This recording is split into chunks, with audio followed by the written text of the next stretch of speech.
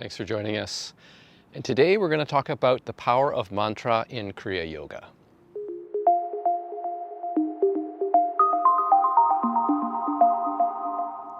So mantra is the use of an internally repeated sound in meditation. And the most commonly used mantra in Kriya Yoga is Om. And Om refers to the primordial vibration, to the fundamental vibration of the universe. And so it is believed that in deep meditation, one may be able to perceive this vibration. When one is using mantra in Kriya Yoga and using Om, usually it's in the context of something called Om Japa, which has to do with a practice of Kriya Pranayama, which is a form of intentional breathing that brings about an experience of internalization, what we call pratyahara in yoga. So many people may use mantra in meditation, either outwardly, using it by vocalizing, or internally, by repeating the sound in their mind. And this can be an effective tool to help to focus one in meditation. And in particular, to bring one's attention away from distracting thoughts and sensations. And that is usually the way that people use mantra. So when one is using this internal mantra in Kriya Yoga and other kinds of yoga, it gives one a temporary focus, if you will. It brings the attention away from distractions. But the purpose of mantra in meditation is really to collect the mind around an object. But the downside with using mantra in meditation is that once it becomes internalized in one's subconscious and one starts to subconsciously repeat it, the mind becomes focused on that mantra. And often one is not able to move beyond the initial intentional thinking of the mantra. Now, what happens when people are going through different states of meditation is that initially, when one is able to let go of distractions, to remove one's attention from unwholesome states and states of attraction and aversion, is that the mind can become focused. And that initial focusing is really where the power of mantra is. It helps to collect one's awareness around the mantra.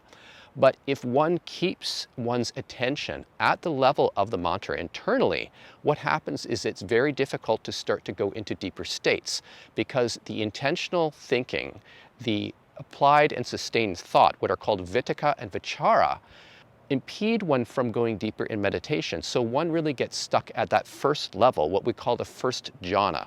The first jhana is that initial state of meditation where one starts to feel feelings in the body, rapturous feelings in the body, sensations of this joy and this gladness. And at the same time, what can be present is that applied and sustained thought. So one can be directing the Om, that one is using the intention to have that mantra in meditation. So it can be very helpful to bring one away from distracting thoughts and to a wholesome state. But if one is not able to let go of that applied and sustained thought, one gets stuck in that first jhana. And really to move beyond that into the second jhana, that second deeper level of meditation, one needs to let go of the applied and sustained thought. One needs to let go of the mantra. And so in Kriya Yoga, the purpose of the mantra, Om, is to bring one's attention away from distractions and collect it around the practice of Kriya Pranayama, of this intentional breathing. So there's a saying in India that one uses a thorn to remove a thorn and then throws both thorns away. And so using the mantra initially to help let go of distractions and then letting go of the mantra itself is really the best practice. And so the mantra becomes a tool for letting go rather than holding on to particular states or particular perceptions in meditation. So rather than concentrating on the mantra and using it to suppress thoughts, one wants to have an open, spacious awareness of the mantra and be aware of what arises within that field. And as distracting thoughts arise in one's perception, as one has that open, spacious awareness, as one is letting go of the Om into a state of spaciousness and stillness, one is aware of distractions as they arise, and one can let go of those distractions of a distracting thought, feeling, sensation, and so on. And what happens with that is that the mind starts to let go of internal phenomena. And this brings about a state where the intentional thinking, the applied and sustained thought, the use of the mantra, starts to be let go of as well. So the benefit of that is the mind starts to become more still and more calm, and one goes into the deeper meditative state, which is the second jhana, where the mind is collected. it has a unification, what is called ekaggata, and it is because the applied and sustained thought, that intentional thinking, has been let go of. And so the mind starts to become more still, the body becomes more relaxed and more still, and the breath becomes more subtle, and one transitions into a deeper state. But if one clings to the mantra and is trying to focus and use it to suppress the thoughts, what happens is one is stuck at that first level, the first jhana. One may be feeling rapturous feelings in the body, but it is very hard to let go of the mind. The mind will not be calmed. It is still being used in an intentional way to direct and focus one's awareness.